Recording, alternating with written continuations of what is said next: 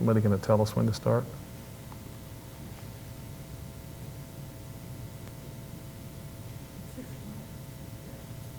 Okay. Good evening. My name is James Lambert. I'd like to welcome everyone here this evening and those of you that are watching us on the live stream. I am the board chair for the Salina Area Chamber of Commerce, and I'm one of the co-moderators for this evening's Candidates Forum. The forum is sponsored by the Salina Area Chamber of Commerce and the League of Women's Voters. It features candidates from the Kansas House of Representatives 69th District. Printed profiles by the Chamber on all the candidates can be found at the Chamber office, on the Chamber's website at www.salinakansas.org, the County Clerk's office, the Salina Public Library, and the candidates also completed questionnaires for the Salina League of Women's Voters. Those are available at the League's website, which is www.lwvsalina.org. This forum by the Salina Media Connection is recorded by Smoky Hill Public Television and is being recorded for future viewings. We'd like to thank everybody for coming tonight, the candidates, the media members, and for those of you who have observed our safety protocols because of all the conditions going on with COVID-19. We appreciate that very much. We would like to thank the Salina Community Theater for allowing us to utilize their space and their technical assistance this evening. Our candidates in the first session tonight are Ryan Holmquist and Clark Sanders from the 69th District. At this time, I'd like to introduce my co-moderator, Amy Adams from the Salina League of Women's Voters, and Amy's going to review your formats for the rules for tonight's forum. Thank you, Amy.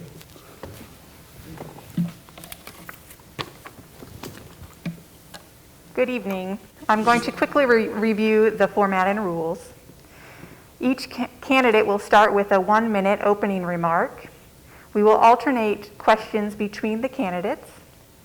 We will start out with a section of questions from our media panel, and then we will move into a section of questions submitted by the public.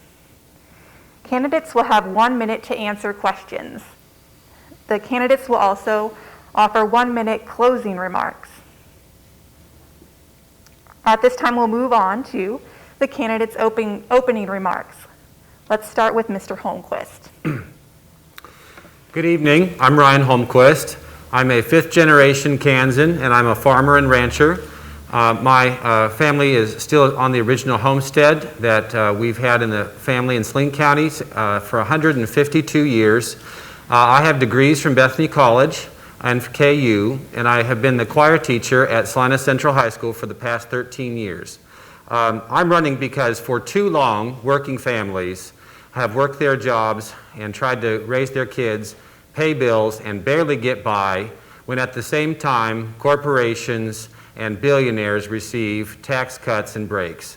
We have to prioritize working families in Topeka and do so by eliminating the sales tax on groceries, expanding Medicaid, reducing cost of child care, and maintaining constitutional public school funding. Thank you. And now for opening comments from Mr. Sanders.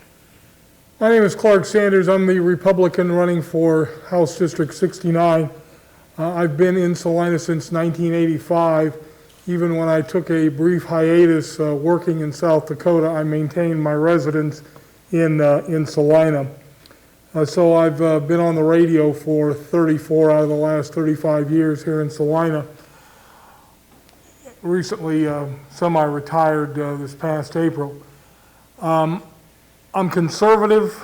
I'm 100% pro-life. I'm endorsed by the Kansans for Life PAC. I'm 100% pro-Second Amendment. I'm endorsed by the NRA of Kansas with their highest rating for a non-incumbent. I'm pro-deregulation. I'm 100% in favor of letting local governments decide things that affect their citizenry. And I'm pro-President Trump. Now, if these are things that are important to you,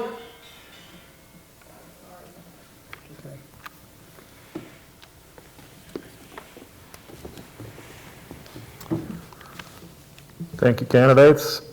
At this time, I'd like to introduce the media panel for their questions that they'd like to pose to the candidates. First, I have Paul Kirkwood from Salina Media Connection. Mr. Todd Pittenger from Rockingham Radio, and Mr. Charles Rankin from the Salina Journal. With that, gentlemen, here at this time, you can ask your questions. Whoever would like to go first. Oh, sure, I'll go first. I'd like to thank the candidates for being here and having an honest and open discussion with the populace. My first question is, if state legislators do not, like ordinances city and county commissioners establish, if there is a conflict, are you supportive of legislation maintaining or overruling local ordinances? Who answers first? Whichever one of you wants to go first. I support home rule for communities, and I think that our local officials are perfectly capable of making decisions for their communities. The answer to your question is absolutely not. I agree with Ryan on this. Local entities of government, even when I don't agree with them, are the people who should be making the decisions for their local people. And I mean, I think it was just today I heard Governor Kelly talking about wanting to have a statewide mask mandate. That's absolutely the wrong approach.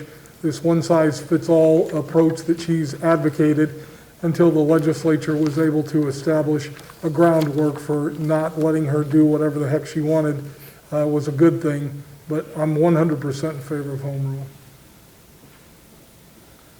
Thank you both. Next question, please. We're in the midst of the 7th month of the COVID pandemic. Data, the very latest data from the Kansas Department of Health and Environment in terms of new cases and percent positive test rates continues to suggest community spread is still prevalent, especially now in rural Kansas. How would you assess the state's response to the pandemic so far? Has the state did enough, not done enough, or they have done what about they should be doing? What's your assessment of the state's response to the pandemic? The state tried to lock local communities down. That was not the proper response. Everybody has agreed from the beginning that what we need is a vaccine and what we need is a therapeutic, and President Trump is working very hard to get those two things done. I think by all accounts, if not by the end of November, by the end of the year, we'll have a vaccine which will go a long way toward solving the problem. We also are well on the way to having a therapeutic.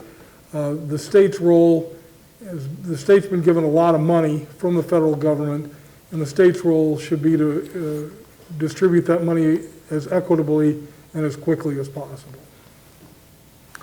The state's response thus far has been somewhat mixed. I was not super in favor of some of the early things that were adopted by the governor, but I did appreciate the fact that the statewide mask mandate at least was left up to city and county officials throughout the state, and that they were able to decide for themselves. So our county commissioners and city commissioners made their own decisions here in Salina. There is some funding that needs to be distributed amongst cities and counties to help with COVID response. We need to make sure that the Labor Department has proper technology to process unemployment claims. That has been an issue, and that's something that I will work very hard on in Topeka. Thank you. Next question, please. In the midst of this pandemic, healthcare is a really important issue for Kansans. Oklahoma and Missouri voters this year voted to expand Medicaid, so all 4 surrounding states by the end of next year will have expanded Medicaid. What are your thoughts on the topic of expanding Medicaid in Kansas, and how do you think that healthcare can be improved by it? Mr. Holmquist. I absolutely support Medicaid expansion. Working Kansans who struggle with entry-level jobs that provide no health insurance need access to affordable health care so that we can have a healthy, strong workforce, and our economy needs a healthy workforce to thrive. And my opponent, like Sam Brownback, does not support Medicaid expansion. We have to do everything that we can, along with, by the way, with our previous question to the coronavirus response, expanding Medicaid will allow people who need immediate health care and the ability to have health insurance and to get it. Mr. Sanders. I do not support Medicaid expansion. It's too expensive. We can't afford it. I don't know how Mr. Holmquist would propose to pay for it, but we simply can't afford it. Medicaid expansion, to break it down to its most common denominator, is an expansion of Obamacare, which is something we do not need to expand. We need to replace and repeal Obamacare.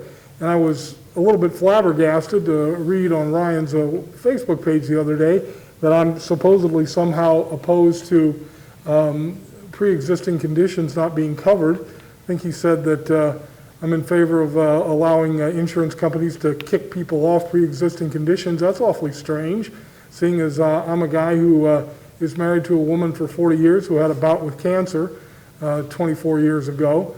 And so we need to cover pre-existing conditions. Thank you. Next question, please.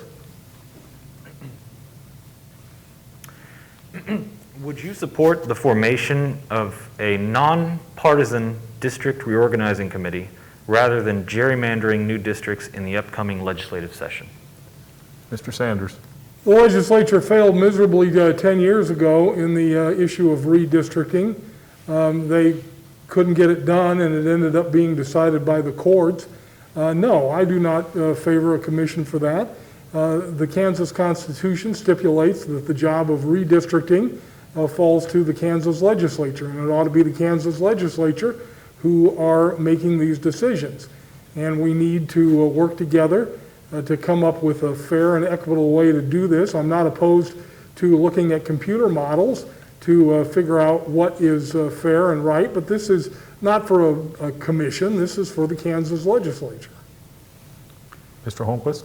May I remind my opponent that pre-existing condition coverage is part of the Affordable Care Act, which you just said that you would like to repeal. So what I am hearing is that would remove protections for people with pre-existing conditions. Okay. With regard to the current question, I would definitely support an independent redistricting commission because, as we saw in 2010, partisan bickering between two factions of the Republican Party led to the federal courts drawing our boundaries 2 days before the candidate filing deadline.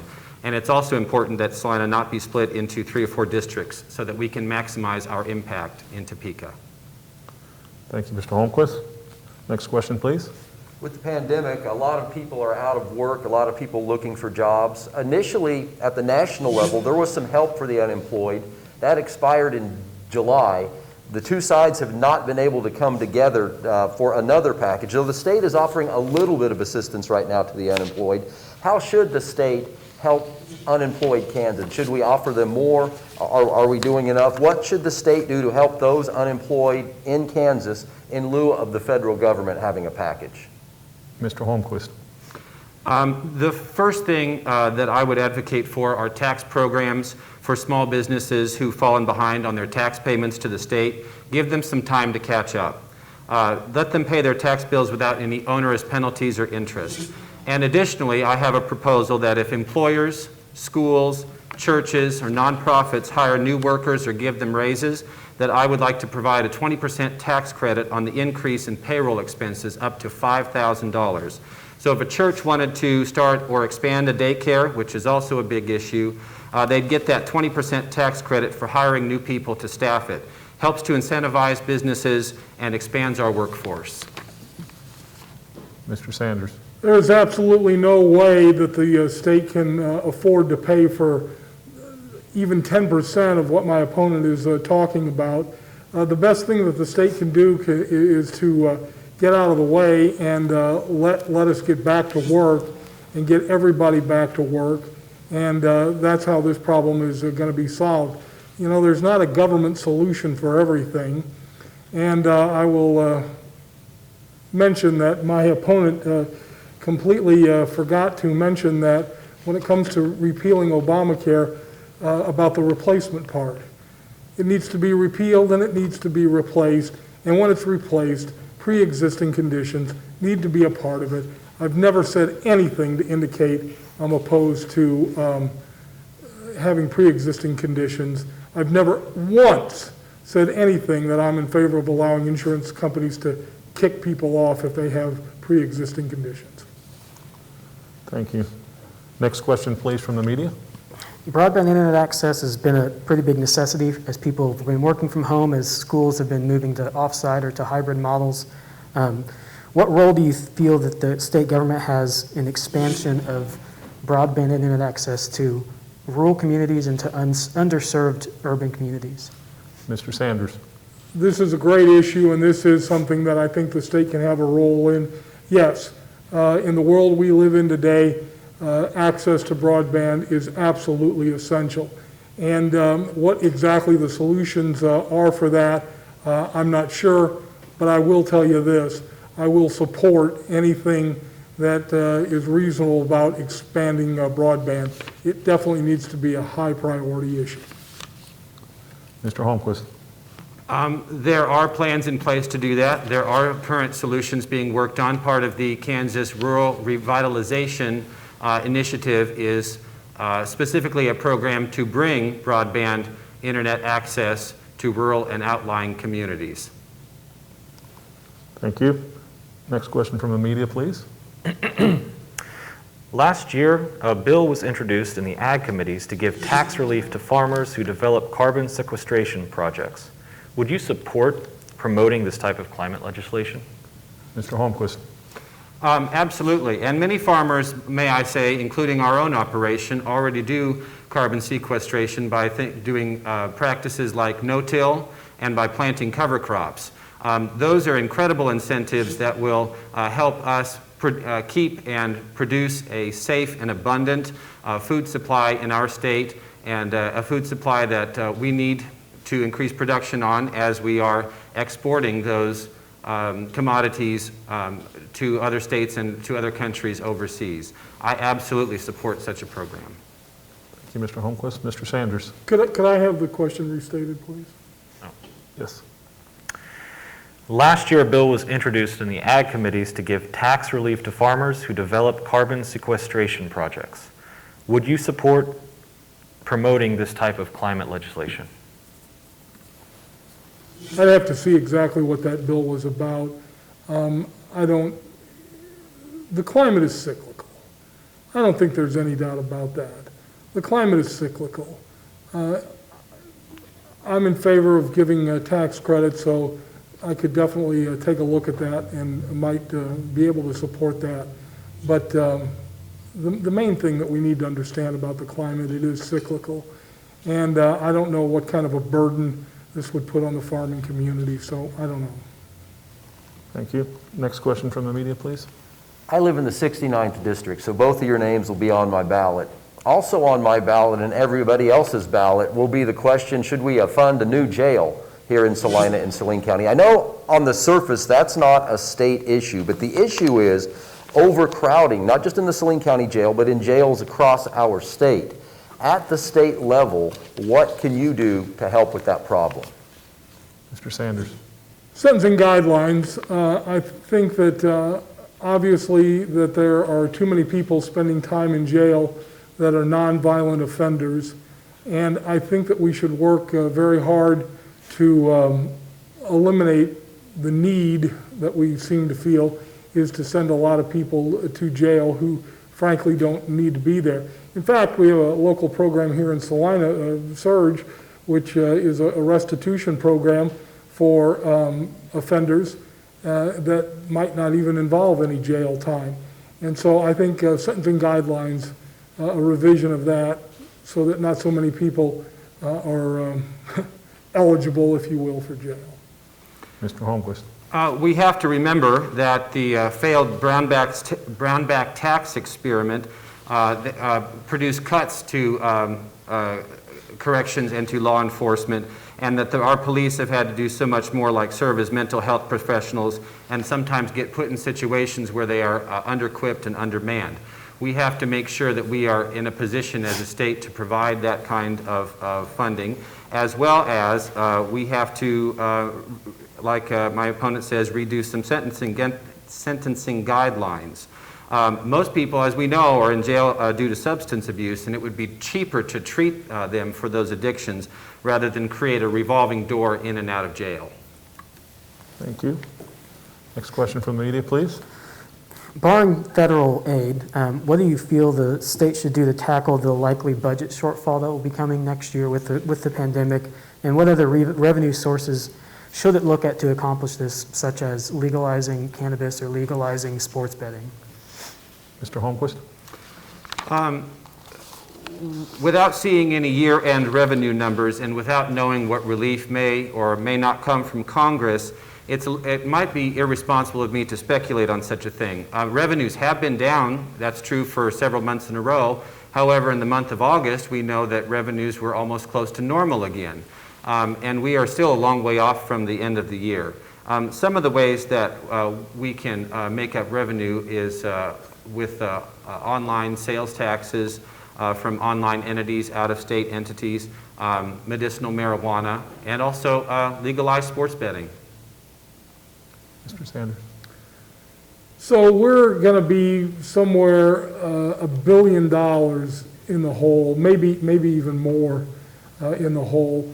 And if we fund some of these things that my opponent is talking about, it could approach $2 billion. Yes, legalized sports betting, that should be happening. I don't know necessarily how medicinal marijuana would really aid in the tax hole, but I'm in favor of medicinal marijuana.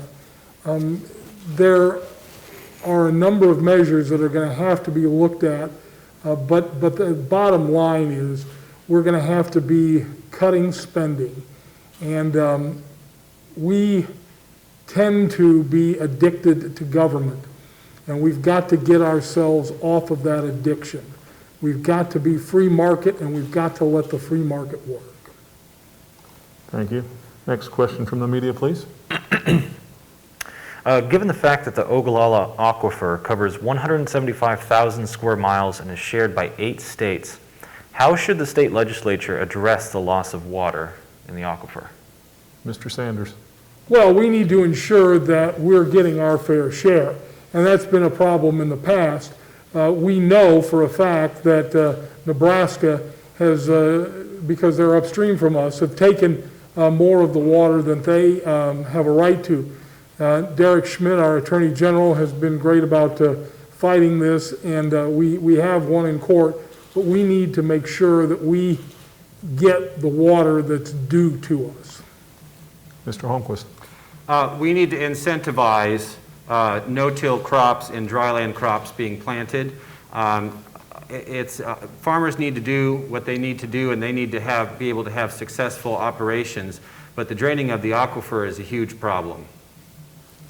Thank you. Next question from the media, please.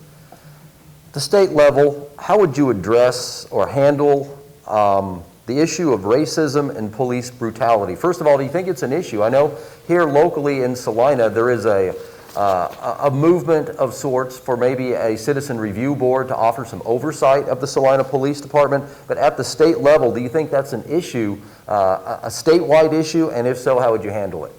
Mr. Holmquist? First, we must support racial minorities who don't receive the same level of justice that other members of our societies do. We must root out racism wherever it exists, and we must work hard with our law enforcement. But also because of the brownback cuts, again, as I've said, police have had to do a lot more, and we have some things that we need to talk about. I think that we can hold law enforcement to a high standard at the same time that we hold them in high regard. And my opponent has lied repeatedly about some of my stances on these issues. Mr. Sanders? I don't know that I've commented on any of your stances on these issues. I haven't really brought up a race at all in this campaign. I know we have 3 great black guys running for state legislature, Rashad Young and Willie Dove and Patrick Penn, who I've had the chance to get acquainted with. I would certainly hope that the voters of the districts that they're wanting to serve in vote them into office, because they would be able to bring a perspective that maybe we don't have at this time. I don't like the idea of hate crimes, because that gets into a thought police situation. I mean, a crime's a crime. And it doesn't matter whether it's committed against a white guy or a black guy or an Asian guy or anybody else. Crimes are crimes. And we certainly need to fully support and fund the police. And when we come across bad apples, they need to be removed. Thank you. Next question from the media, please. Many people in Kansas and across the nation see a divided and polarized country right now.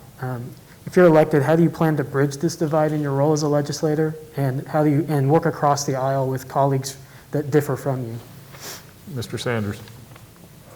Well, I'm certainly in favor of working across the aisle when we have some sort of a basic agreement. For example, Ryan here has said that his top priority is what he responded on the questionnaire to the chamber, was that removing the taxes from groceries.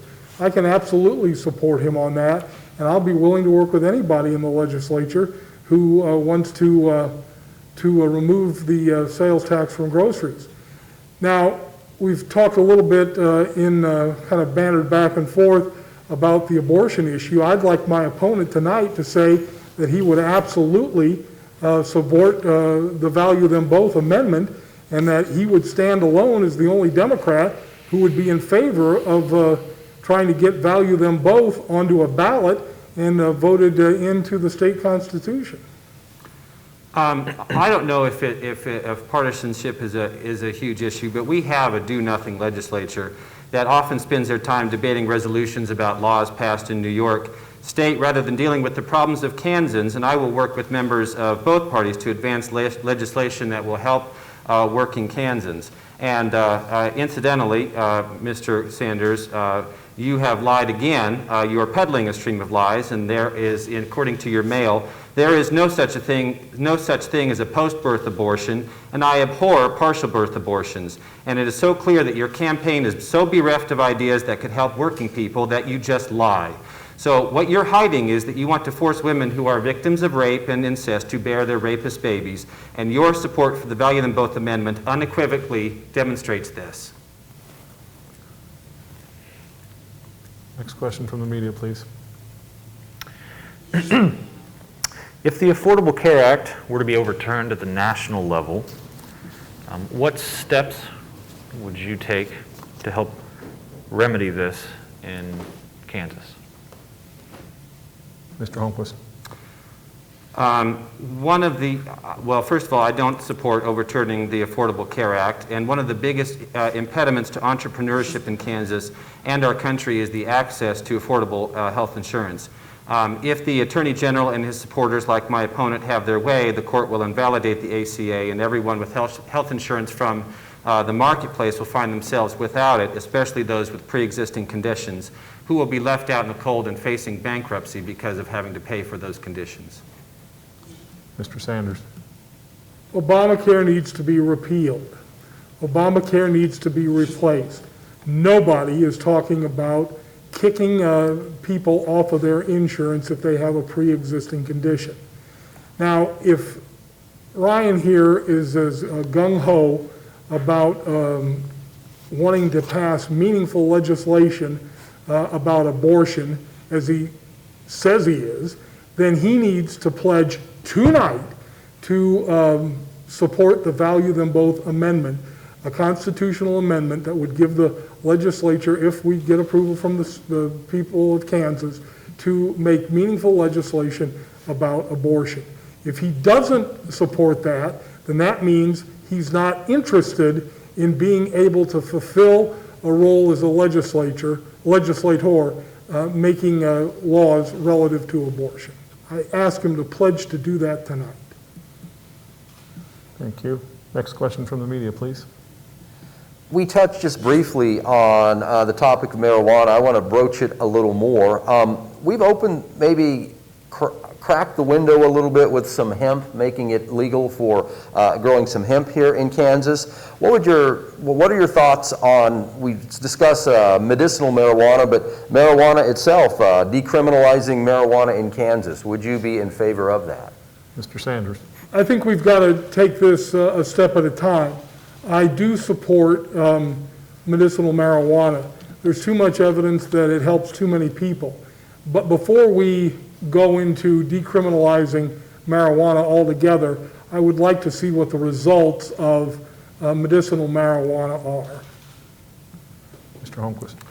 Decriminalization would be very important especially to those people who are serving sentences in jail who could get out and get treatment instead.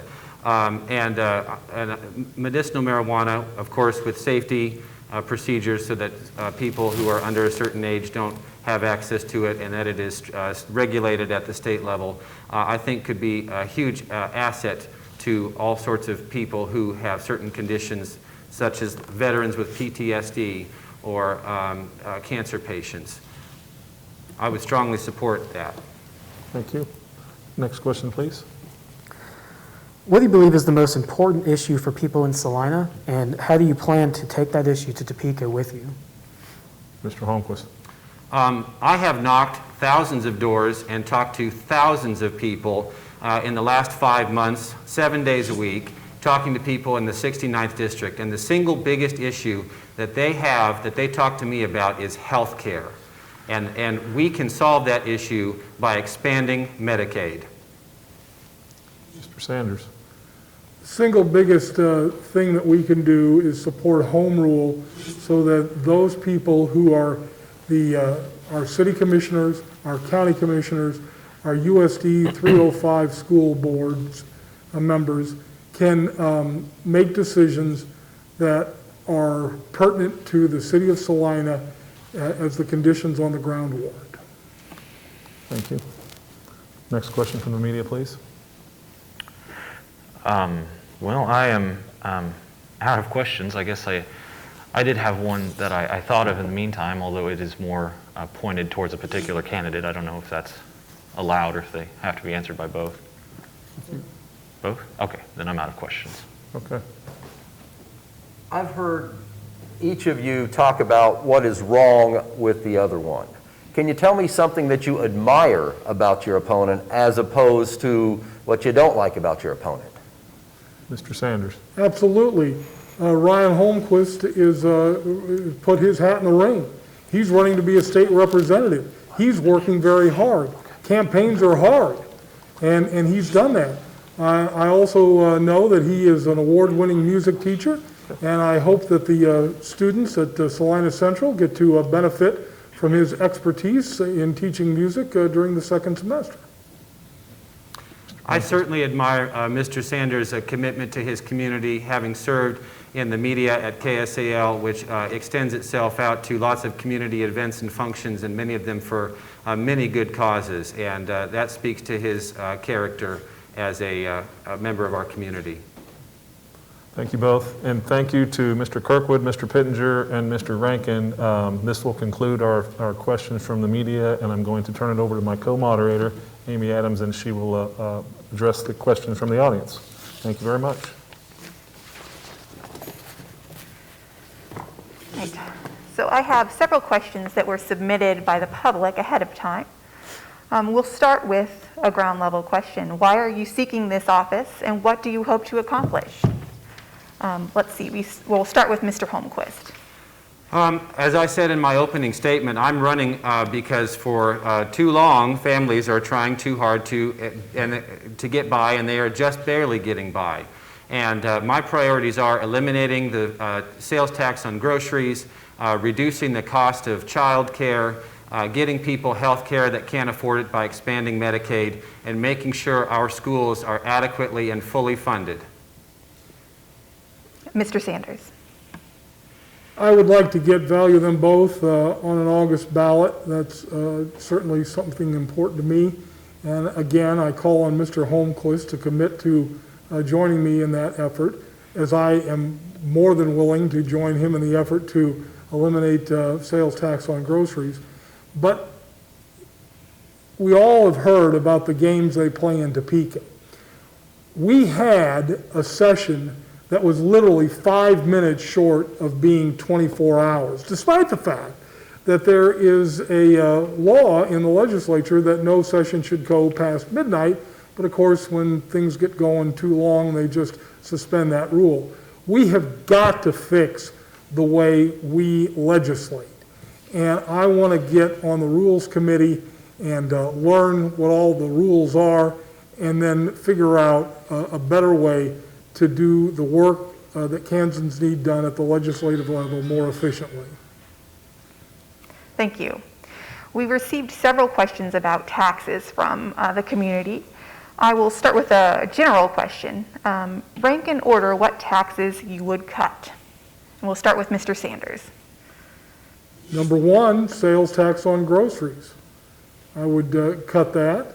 Number two, I would place a lid on how much a property can be valued from one year to the next. Now, this ties in directly with property tax because, as we know, property taxes can be a shell game. You can keep the mill levy the same, but you can raise the value. Well, there needs to be something in place that says the value of a piece of property can only go up a certain percentage, 2%, 5%, but not some of these wild swings we see that a property that has had no improvements on it be at one level one year and then increase 10, 15, 20% the next year. So I think that we've got to have a lid on how much a property valuation can go up. Thank you. Mr. Holmquist? Sales tax is the number one, and eliminating the sales tax on food. That is my primary campaign issue. The second is property taxes. We just have to protect Kansas taxpayers from surprise tax increases. And at the very bottom would be income taxes. Thank you. One of the most difficult things for working families to find affordable childcare. Do you support a childcare tax credit? And this will go to Mr. Holmquist first. Absolutely. That's a cornerstone of my campaign.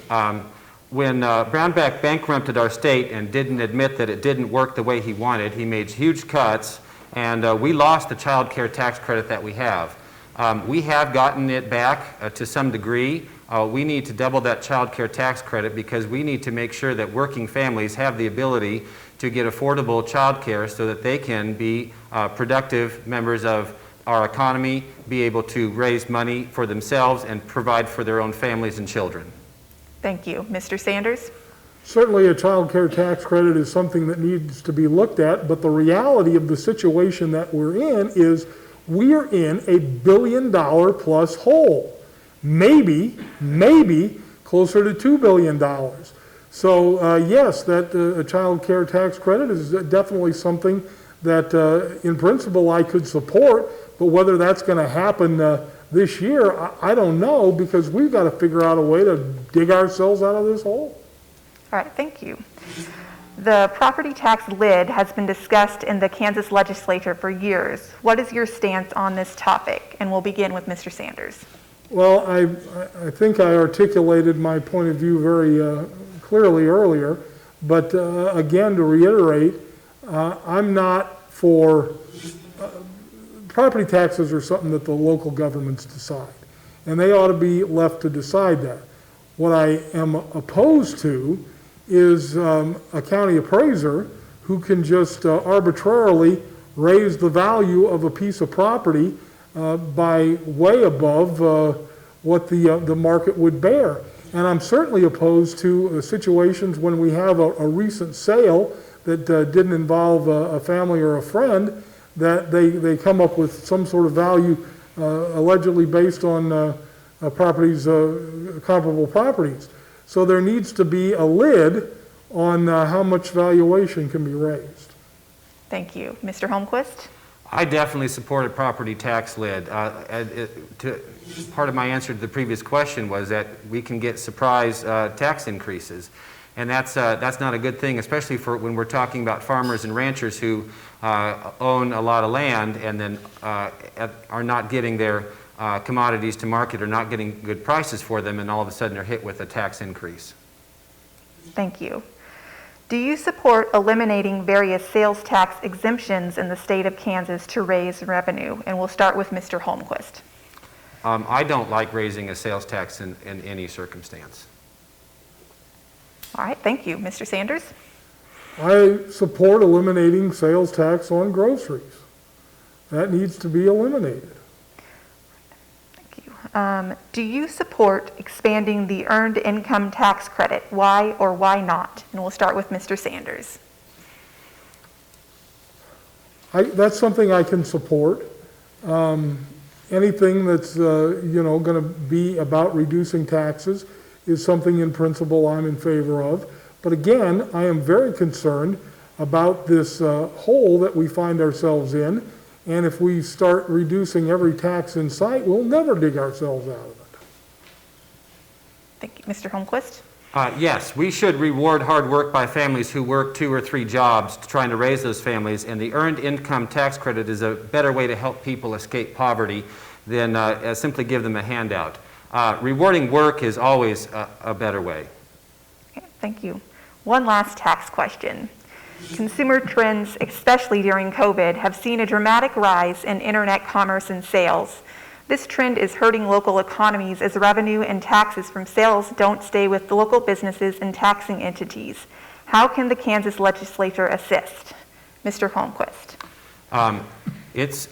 The Kelly administration has already started charging online sales tax from online entities. And there's already a statute in place that enables that to take place. We cannot let our local businesses die. We have to support those, and at the same time seeing that Amazon is not paying taxes. Well, there's something in place now, and we are already seeing revenue from that.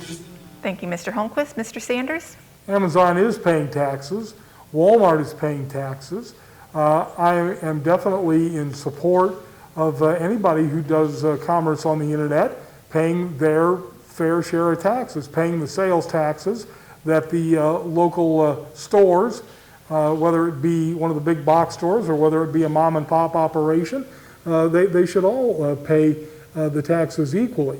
But the fact of the matter is, this is not going to be a panacea in $1 billion plus budget hole. This would maybe account for about $30 million.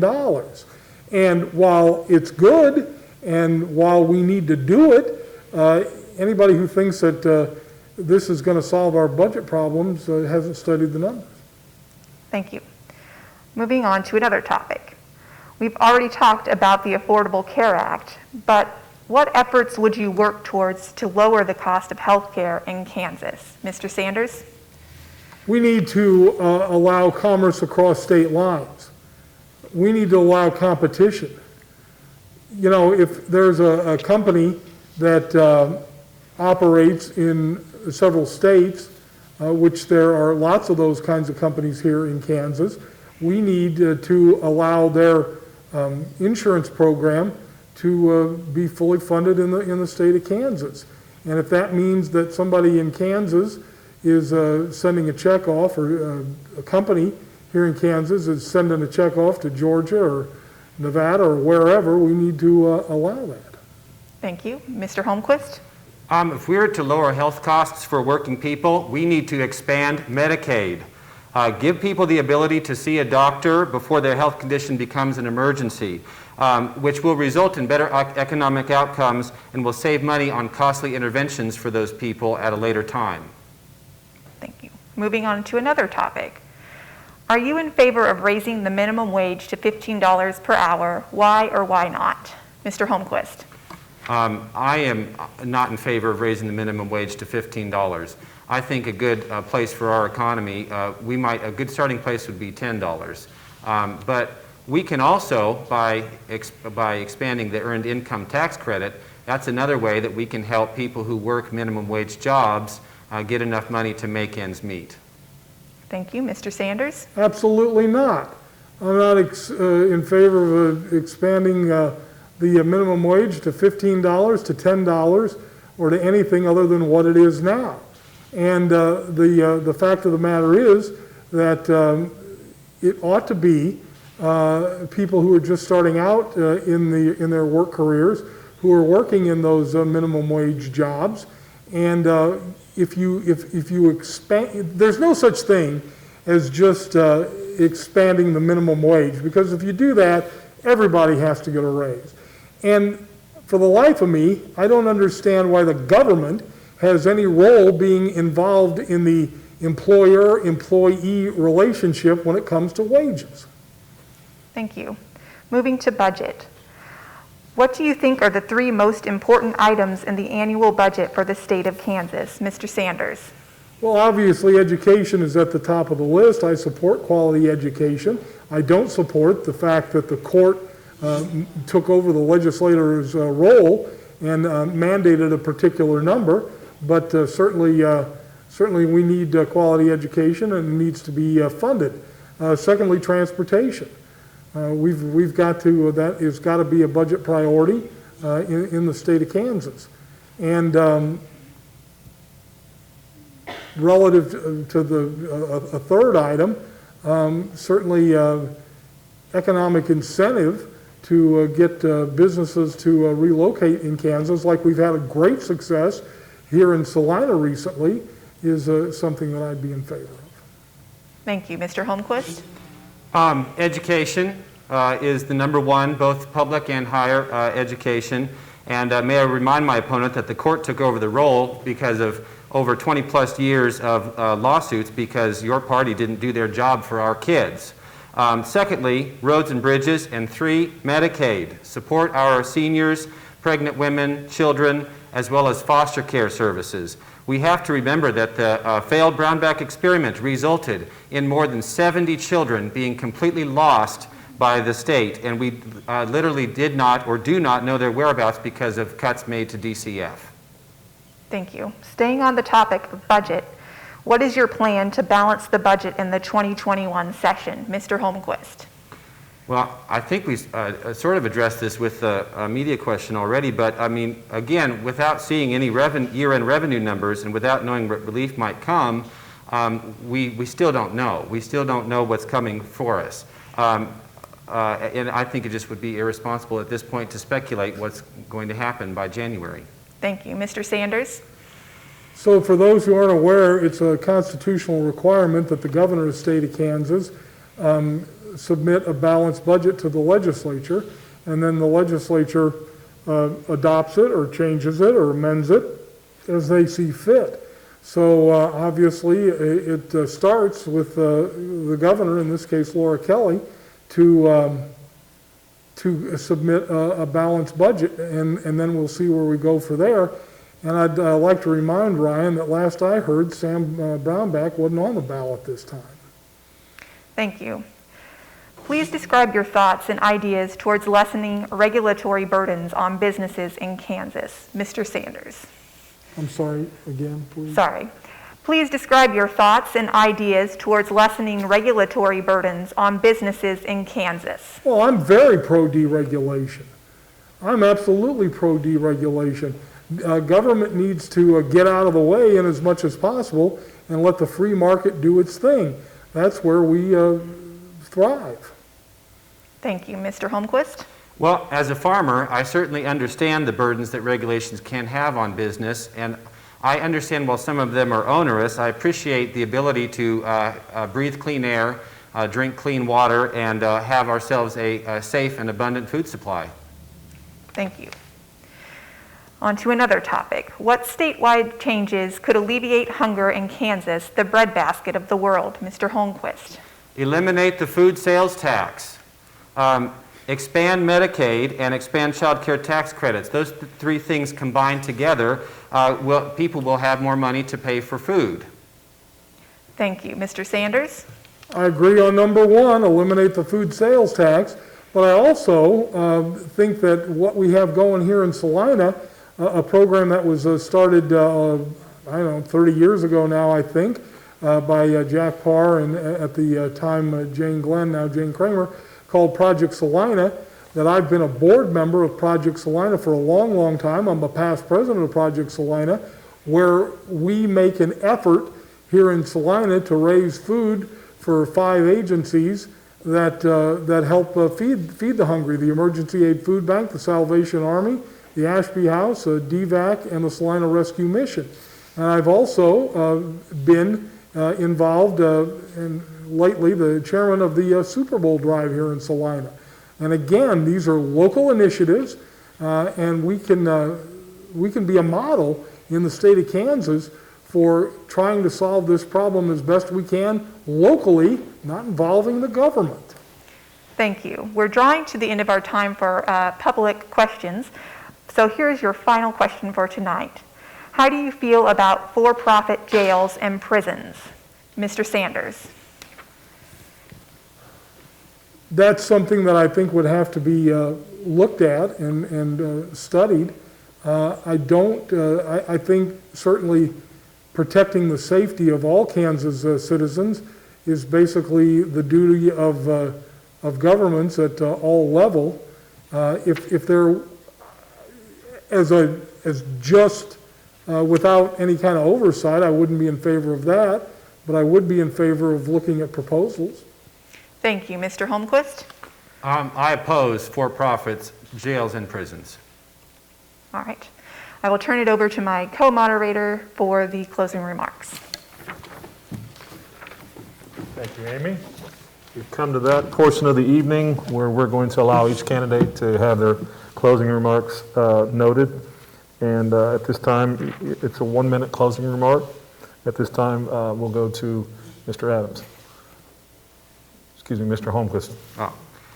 My name is Ryan Holmquist. My priorities are eliminating the food sales tax, getting people health care that can't afford it by expanding Medicaid, reducing the cost of child care, and creating jobs for people who've lost them in the pandemic. I will bring empathetic and effective leadership to Topeka, and I ask for your vote on November 3rd. Thank you, Mr. Holmquist. Mr. Sanders? Yes, sorry, Mr. Sanders. Okay. I thought I said it. My apologies. My name's Clark Sanders. I'm a conservative Republican. I'm unapologetically 100% pro-life. And again, I ask Mr. Holmquist to tonight pledge to support the value of them both amendment. It's the only way he's going to have any opportunity to pass any legislation, meaningful or otherwise, relative to the abortion issue. I am 100% pro-Second Amendment. I'm endorsed by the NRA. And it didn't really come up tonight, but as most of us are aware, Mr. Holmquist recently appeared at an event of Barbara Bollier here in town, and Kansas for Life PAC says she's perhaps the most pro-abort legislator that's ever served in Kansas. I would also like to remind folks that not once, not twice, but 3 times, my opponent has donated to Bernie Sanders. Thank you. At this time, I'll pass it back to my co-moderator, Amy Adams, for her closing remarks. I want to thank my co-moderator and everyone this evening. Thank you to the candidates for joining us and to the viewers who are taking an interest in this race. I want to remind everyone to vote on or before November 3rd. Now we are going to take a short break and we'll return with the candidates from Kansas House District 71. Thank you.